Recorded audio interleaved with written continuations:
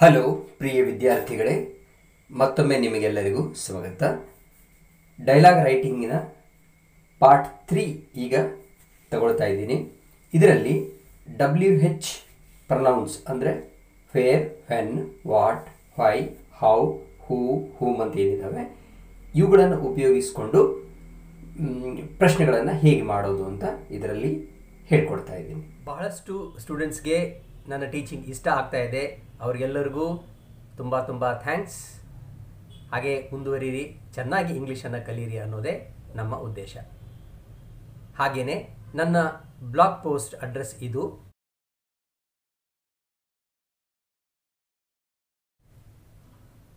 Google ಸರ್ಚಲ್ಲಿ ಇದನ್ನು ಕೊಡಿ, ಇನ್ನೂ ಉಪಯುಕ್ತ ಮಾಹಿತಿಗಳು ನಿಮಗೆ ಅಲ್ಲಿ ಸಿಗುತ್ತೆ. ಟೆಸ್ಟ್ ಪೇಪರ್ಸ್ ಕೂಡ ಅಲ್ಲಿ ಇರ್ತವೆ. ಒಂದು ಬಾರಿ ಈ ಎಲ್ಲವನ್ನು ಕನ್ನಡದಲ್ಲಿ ಹೇಳಿಬಿಡ್ತೀನಿ. ವೇರ್ ಎಲ್ಲಿ, ವೆನ್ ಯಾವಾಗ, ವಾಟ್ ಏನು, ಹೂ ಯಾರು, ಹೂಸ್ ಯಾರ, ಹೂಮ್ ಯಾರ ಅಥವಾ ಯಾರನ್ನು, ವಾಯ್ ಏಕೆ, ವಿಚ್ ಯಾವುದು, ಹೌ ಹೇಗೆ, ಹೌ ಮಚ್ ಎಷ್ಟು. ಅಂದರೆ ಇಲ್ಲಿ ಎಣಿಸಲಿಕ್ಕೆ ಬರಲಾರದೆ ಇರತಕ್ಕಂಥವನ್ನಕ್ಕೆ ಉಪಯೋಗ ಮಾಡ್ತಿದ್ದೀವಿ. ಹೌ ಮೆನಿ ಎಷ್ಟು, ಎಣಿಕೆ ಮಾಡಲಿಕ್ಕೆ ಬರ್ತಕ್ಕಂಥವಕ್ಕೆ ಹೌ ಮೆನಿ ಅಂತ ಉಪಯೋಗ ಮಾಡ್ತೀವಿ. ಹೌ ಲಾಂಗ್ ಅಂದರೆ ಎಷ್ಟು ಸಮಯ ಅಂತ ಅರ್ಥ. ಹೌ ಫಾರ್ ಅಂದರೆ ಎಷ್ಟು ದೂರ ಅಂತ. ಹೌ ಡೇರ್ ಇದು ಸಾಮಾನ್ಯವಾಗಿ ಪ್ರಶ್ನೆಯಲ್ಲಿ ಉಪಯೋಗ ಮಾಡದೇ ಇದ್ದರೂ ಕೂಡ ಕೋಪ ಅಥವಾ ಆಶ್ಚರ್ಯವನ್ನು ವ್ಯಕ್ತಪಡಿಸುವಾಗ ಹೌ ಡೇರ್ ಅಂದರೆ ಎಷ್ಟು ಧೈರ್ಯ ಅಂತ. ಹೌ ಸಿಲಿ ಎಷ್ಟು ಕ್ಷುಲ್ಲಕ ಅಂತ. ಅದೇ ಥರ ನಾವು ಹೌ ನೈಸ್, ಹೌ ಗ್ರೇಟ್ ಇಂಥವನ್ನ ಕೂಡ ಬಳಸ್ಕೋಬಹುದು. ಈಗ ಈ ವಾಕ್ಯಗಳನ್ನು ಮಾಡಬೇಕಾದ್ರೆ ಸಾಮಾನ್ಯವಾಗಿ ನಾವು ಬಳಸುವಂತಹ ಸ್ಟ್ರಕ್ಚರ್ಸ್ ಯಾವ ರೂಪದಲ್ಲಿ ಬರುತ್ತೆ ಅಂತ ನೋಡೋಣ. ಮೊದಲು ಈ WH ವರ್ಡ್ಗಳನ್ನ ಇಷ್ಟೊತ್ತನ ಏನು ಹೇಳಿದ್ನಲ್ಲ ಆ ಶಬ್ದಗಳು ಫಸ್ಟ್ ಬರುತ್ತೆ. ಆಮೇಲೆ ಒಂದು ಆಕ್ಸಿಲರಿ ವರ್ಬ್ ಅಂದರೆ ಹೆಲ್ಪಿಂಗ್ ವರ್ಬ್ ಯಾವುದು, am, is, are, was, were, have, has, had ಇವೆಲ್ಲ ಇದಾವಲ್ಲ, ಇವು may, might, can, could, shall, should ಇವೆಲ್ಲ auxiliary verbs including do, does, did. ಎರಡನೇ ಪ್ಯಾಟರ್ನ್ ಹೆಂಗಿರುತ್ತೆ ಅಂದರೆ WH ವರ್ಡ್, ಆಮೇಲೆ ಆಕ್ಸಿಲರಿ ವರ್ಬ್, ಆಮೇಲೆ ಸಬ್ಜೆಕ್ಟ್, ಆಮೇಲೆ ವರ್ಬ್ ಇರುತ್ತೆ. ಈ ಮೊದಲೇದರಲ್ಲಿ ಬರೀ ಆಕ್ಸಿಲರಿ ವರ್ಬ್ ಇತ್ತು. ಆಮೇಲೆ ಇನ್ನೊಂದರಲ್ಲಿ ಏನು ಆಕ್ಸಿಲರಿ ವರ್ಬಿಗೆ ಸಂಬಂಧಪಟ್ಟಿರ್ತಕ್ಕಂಥ ಮೇನ್ ವರ್ಬ್ ಕೂಡ ಇರುತ್ತೆ, ಪ್ಲಸ್ ಮುಂದೆ ಬೇರೆ ಯಾವುದಾದ್ರೂ ಶಬ್ದಗಳು ಬರಬಹುದು. ಆಮೇಲೆ ಇನ್ನೊಂದು ನೆಕ್ಸ್ಟ್ ಥರ್ಡ್ ಹೆಂಗಿರುತ್ತಂದರೆ WH word plus verb plus subject ಅಷ್ಟೇ. ಈಗ ಇದಕ್ಕೆ ಸಂಬಂಧಪಟ್ಟಂತೆ ನಿಮಗೆ ಒಂದೊಂದಕ್ಕೂ ಒಂದಷ್ಟು ಎಕ್ಸಾಂಪಲ್ಗಳನ್ನು ತಗೊಂಡು ಅವನ್ನ ಎಕ್ಸ್ಪ್ಲೇನ್ ಮಾಡ್ತೀನಿ. ಇವಾಗ ಇಲ್ಲಿ ಬರುವ ವಾಕ್ಯಗಳು WH ವರ್ಡ್, ಆಕ್ಸಿಲರಿ ವರ್ಬ್, ಆಮೇಲೆ ಸಬ್ಜೆಕ್ಟ್ ಅಷ್ಟೇ. ಹೂ ಈಸ್ ಹಿ ಅವನು ಯಾರು. ವೇರ್ ಆರ್ ಯು ನೀನು ಎಲ್ಲಿ ಇದ್ದೀಯಾ. ವಾಟ್ ಈಸ್ ದಿಸ್ ಇದು ಏನು. ಹೌ ಆರ್ ದೇ ಅವರು ಹೇಗಿದ್ದಾರೆ. ವೆನ್ ವಾಸ್ ಇಟ್ ಅದು ಯಾವಾಗ ಇತ್ತು. ವೇರ್ ವರ್ ಯು ನೀನು ಎಲ್ಲಿ ಇದ್ದೆ. ಹೂ ಆರ್ ಯು ಯಾರು ನೀನು. ವೈ ಈಸ್ ದಿಸ್ ಇದು ಏತಕ್ಕೆ. ಇವುಗಳನ್ನು ಚೆನ್ನಾಗಿ ಕಲಿಯುವ ಕ್ರಮ ಹೇಗೆಂದರೆ, ಈಗ ಸ್ಕ್ರೀನ್ ನಿಲ್ಲಿಸ್ಬಿಟ್ಟು ಇವೆಲ್ಲವನ್ನು ಬರ್ಕೊಡ್ರಿ. ಇದೇ ಥರ ನೀವು ಕೂಡ ಕೆಲವೊಂದು ವಾಕ್ಯಗಳನ್ನು ಮಾಡಬೇಕು. ಇವುಗಳನ್ನು ಚೆನ್ನಾಗಿ ಮನನ ಮಾಡ್ಕೋಬೇಕು. ಕನ್ನಡದಲ್ಲಿ ನಾನು ಏನು ಹೇಳಿದ್ದೀನಿ ಅದನ್ನು ಚೆನ್ನಾಗಿ ಇಟ್ಕೋಬೇಕು ಮನಸ್ಸಲ್ಲಿ. ನಂತರ ಮುಂದುವರಿಬೇಕು. ಒಂದು ವೇಳೆ ಎಲ್ಲ ಒಂದು ಸಲ ನೋಡಿ ಎರಡನೇ ಟೈಮ್ ಬಂದಾಗ ಮಾಡ್ತೀವಿ ಅಂದರೂ ಓಕೆ. ಈಗ ಈ ಫ್ರೇಮ್ನಲ್ಲಿ WH ವರ್ಡ್, ಆಕ್ಸಿಲರಿ ವರ್ಬ್ ಮತ್ತು ಮೇನ್ ವರ್ಬ್ ಇವು ಎರಡರದ ಮಧ್ಯ ಸಬ್ಜೆಕ್ಟ್ ಇರುತ್ತೆ, ಕರ್ತೃ. ಈ ಥರದ ವಾಕ್ಯಗಳು ಹೇಗಿರ್ತಾವೆ ನೋಡಿ. ವೇರ್ ಆರ್ ಯು ಗೋಯಿಂಗ್ ನೀನು ಎಲ್ಲಿಗೆ ಹೋಗುತ್ತಾ ಇದ್ದೀಯಾ. ವೆನ್ ವಿಲ್ ದೇ ಕಮ್ ಅವರು ಯಾವಾಗ ಬರುವರು. ವೇರ್ ಹ್ಯಾಸ್ ಹೀ ಗಾನ್ ಅವನು ಎಲ್ಲಿಗೆ ಹೋಗಿದ್ದಾನೆ. ಹೌ ಈಸ್ ಇಟ್ ಪಾಸಿಬಲ್ ಇದು ಹೇಗೆ ಸಾಧ್ಯವಾಗುತ್ತದೆ. ವಾಟ್ ಆರ್ ದೇ ಡೂಯಿಂಗ್ ಅವರು ಏನು ಮಾಡುತ್ತಿದ್ದಾರೆ. ವಾಟ್ ಡಸ್ ಹೀ ವಾಂಟ್ ಅವನಿಗೆ ಏನು ಬೇಕು. ವೇರ್ ಡಿಡ್ ಯು ಗೋ ನೀನು ಎಲ್ಲಿಗೆ ಹೋದೆ. ವೇರ್ ಹ್ಯಾಡ್ ಯು ಗಾನ್ ನೀನು ಎಲ್ಲಿಗೆ ಹೋಗಿದ್ದೆ. ವಾಟ್ ವಾಸ್ ಶೀ ಡೂಯಿಂಗ್ ಅವಳು ಏನು ಮಾಡುತ್ತಾ. ಈ ಫ್ರೇಮ್ನಲ್ಲಿ ಹಿಂದೆ ಏನು ಕಲ್ತಿರಲ್ಲ ಅದೇ ಥರ ಪ್ಲಸ್ ಸಮಥಿಂಗ್ ಎಲ್ಸ್ ಇನ್ನು ಸ್ವಲ್ಪ ಆ್ಯಡ್ ಆಗುತ್ತೆ. ಏನು, what did he say about me ಅವನು ನನ್ನ ಬಗ್ಗೆ ಏನನ್ನು ಹೇಳಿದನು. Where did you buy it from? ನೀನು ಇದನ್ನು ಎಲ್ಲಿಂದ ಕೊಂಡುಕೊಂಡೆ? When did he reach your office? ಅವನು ನಿನ್ನ ಆಫೀಸಿಗೆ ಎಷ್ಟು ಹೊತ್ತಿಗೆ ತಲುಪಿದ? How much does he charge for this? ಅವನು ಇದಕ್ಕಾಗಿ ಎಷ್ಟು ಹಣವನ್ನು ಚಾರ್ಜ್ ಮಾಡುತ್ತಾನೆ? Why were they angry at you? ಅವರು ನಿನ್ನ ಮೇಲೆ ಏತಕ್ಕೆ? Who is he going to call tomorrow? ಅವನು ನಾಳೆ ಯಾರನ್ನು ಕರೆಯುವವನಿದ್ದಾನೆ? How many of you did participate in the contest? ನಿಮ್ಮಲ್ಲಿ ಎಷ್ಟು ಜನ ಸ್ಪರ್ಧೆಯಲ್ಲಿ ಭಾಗವಹಿಸಿದಿರಿ? ಈ ವಾಕ್ಯಗಳನ್ನು ಉಪಯೋಗಿಸುವಾಗ ನನಗೆ ಇಂಗ್ಲೀಷ್ ಬರುತ್ತೆ ಅಂತ ಅಂದುಕೊಂಡವರು ಕೂಡ ಮಾಡುವ ಸಾಮಾನ್ಯ ತಪ್ಪನ್ನು ಇಲ್ಲಿ ಹೇಳ್ತಾ ಇದ್ದೀನಿ. What did he say about me ಅಂತ ಕೇಳೋ ಬದಲು what he said about me ಅಂತಾರೆ. Where did you buy it from ಅಂತ ಕೇಳಬೇಕಾದ್ರೆ from where you brought this ಅಥವಾ from where you bought this. ಆಮೇಲೆ ಮೂರನೇ ಸೆಂಟೆನ್ಸನ್ನು ವೆನ್ ಡಿಡ್ ಹೀ ರೀಚ್ ಅನ್ನೋ ಬದಲು ವೆನ್ ಹೀ ರೀಚ್ಡ್ ಅಂತ ಕೇಳಿಬಿಡ್ತಾರೆ. How much does he charge for this ಅನ್ನು how much he charges for this ಅಂತ ಕೇಳ್ತಾರೆ. ಇದು ರಾಂಗ್. ಐದನೇ ವಾಕ್ಯವನ್ನು ಸಾಮಾನ್ಯವಾಗಿ ಕೇಳೋದೇ ಹೀಗೆ, ವೈ ದೇ ವರ್ ಹೆಂಗ್ರಿ ಎಟ್ ಯು ಅಂತ. ಡೆಫಿನೆಟ್ಲಿ ನೋಡಿ, ಬಹಳಷ್ಟು ಜನ ಹೀಗೆ ಮಾಡ್ತಾರೆ. ಹಾಗಾಗಿ ಇದು ರಾಂಗ್ ಸೆಂಟೆನ್ಸಸ್. ಇನ್ನು ಮೇಲೆ ನೀವು ಸರಿಯಾದದ್ದೇನು ಅಂತ ಪಿಕಪ್ ಮಾಡಿಕೊಂಡ್ರೆ ನಿಮ್ಮ ಇಂಗ್ಲೀಷ್ ಶುದ್ಧವಾಗಿರುತ್ತದೆ. ಈ ಫ್ರೇಮ್ನಲ್ಲಿ ಕೇವಲ ಮೇನ್ ವರ್ಬು ಉಪಯೋಗ ಆಗಿದೆ. ಅದು ಸಾಮಾನ್ಯವಾಗಿ ಆಗೋದು ವಾಟ್ ಮತ್ತು ಹೂವನ್ನು ಉಪಯೋಗ ಮಾಡಿದಾಗ. What happen? ಏನಾಯಿತು? Who came to you? ನಿನ್ನ ಬಳಿ ಯಾರು ಬಂದರು? Who won the match? ಪಂದ್ಯವನ್ನು ಯಾರು ಗೆದ್ದರು? What will happen next? ಇನ್ನು ಮುಂದೆ ಏನಾಗುವುದು? Who takes classes? ತರಗತಿಗಳನ್ನು ಯಾರು ತೆಗೆದುಕೊಳ್ಳುತ್ತಾರೆ? Who sends you money? ನಿನಗೆ ಹಣವನ್ನು ಯಾರು ಕಳಿಸುತ್ತಾರೆ? What went wrong? ಏನು ತಪ್ಪಾಯಿತು? What makes you so sad? ನಿನಗೆ ಏನು ಇಷ್ಟು ದುಃಖ ಕೊಡುತ್ತದೆ ಅಥವಾ ನಿನಗೆ ಯಾವುದು ಇಷ್ಟು ದುಃಖ ಕೊಡುತ್ತದೆ? ಈ ಫ್ರೇಮ್ನಲ್ಲಿ ಹೌ ಉಪಯೋಗ ಮಾಡಿಕೊಂಡು ಮಾಡಿದ ವಾಕ್ಯಗಳನ್ನು ನೋಡೋಣ. How is your health? ನಿನ್ನ ಆರೋಗ್ಯ ಹೇಗಿದೆ?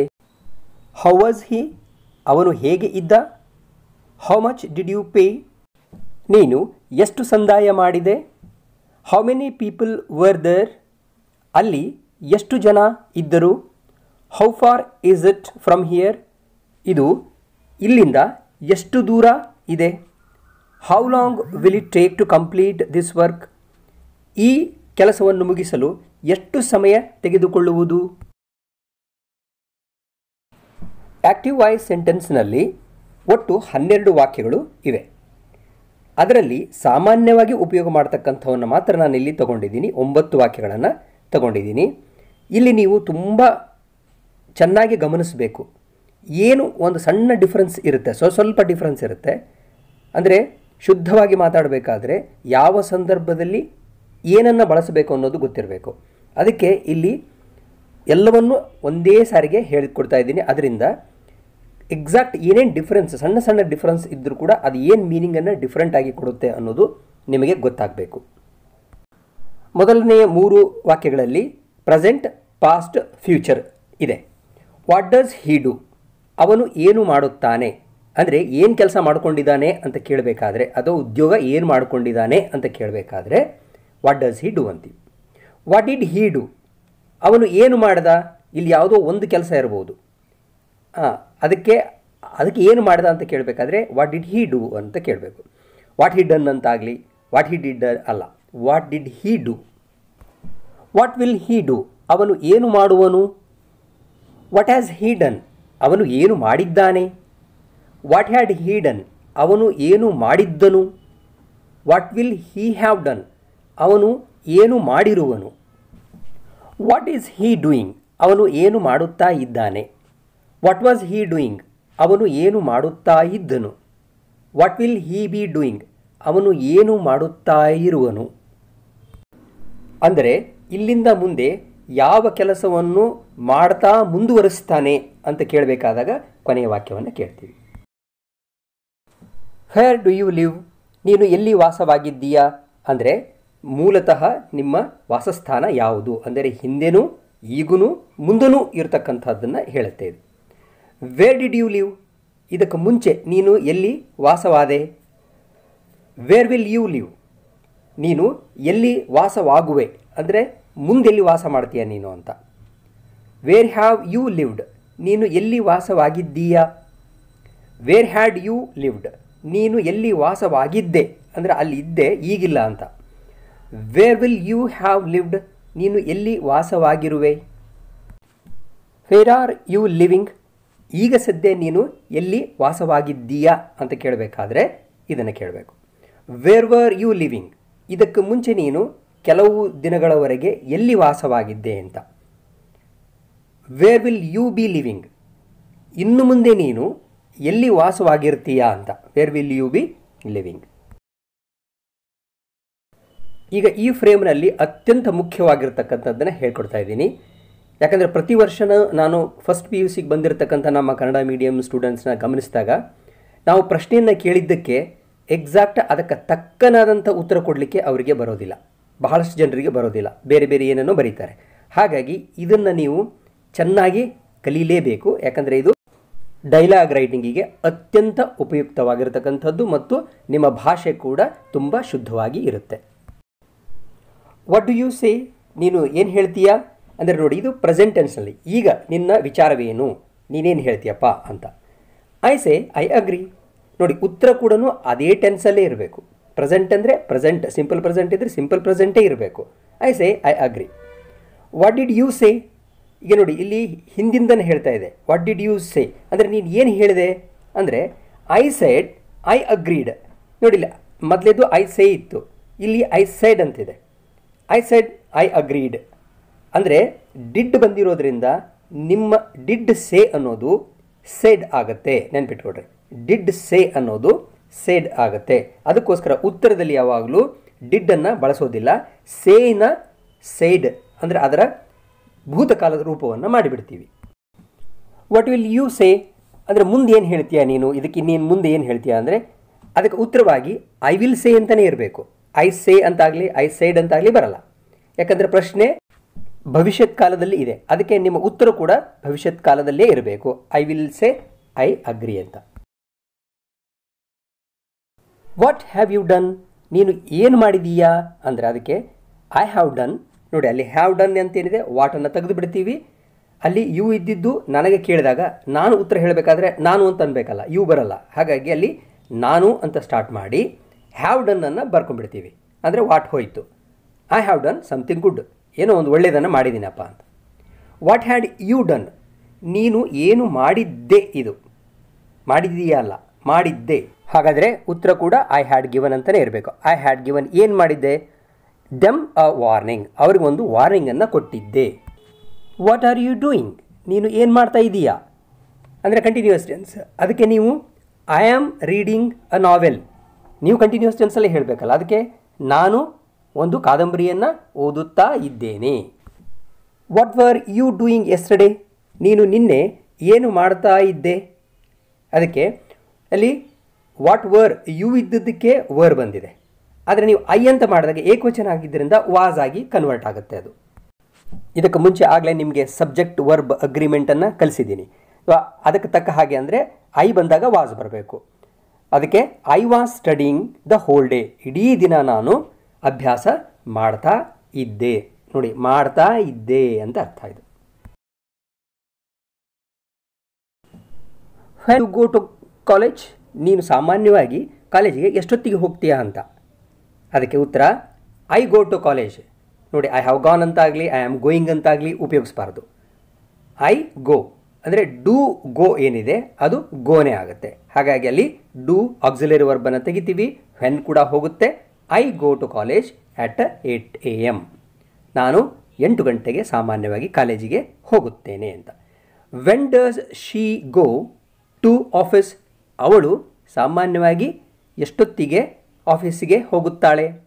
She goes to office at 10 AM. ನೋಡಿ ಇಲ್ಲಿ ಸಹಾಯಕ ಕ್ರಿಯಾಪದ ಡಸ್ ಇದೆ. ಡಸ್ ಗೋ ಅಂದರೆ ಅದು ಗೋಸ್, ಅದಕ್ಕೆ ನಿಮ್ಮ ಉತ್ತರದಲ್ಲಿ ಗೋಸ್ ಆಗಿ ಬರಬೇಕು. She goes. When did you go from here? ಇಲ್ಲಿಂದ ನೀನು ಎಷ್ಟೊತ್ತಿಗೆ ಹೋದೆ ಅಂತ. ಇದು ಅಂದರೆ ಪಾಸ್ಟ್ ಟೆನ್ಸ್ ಕೇಳ್ತಾ ಇದೆ. ಅದಕ್ಕೆ ನಿಮ್ಮ ಉತ್ತರ ಏನಿರಬೇಕು? ಡಿಡ್ ಗೋ ಅಂದರೆ ಅದು ವೆಂಟ್ ಅಂತ ಅರ್ಥ. ಚೆನ್ನಾಗಿ ಜ್ಞಾಪಕ ಇಟ್ಕೊಡ್ರಿ.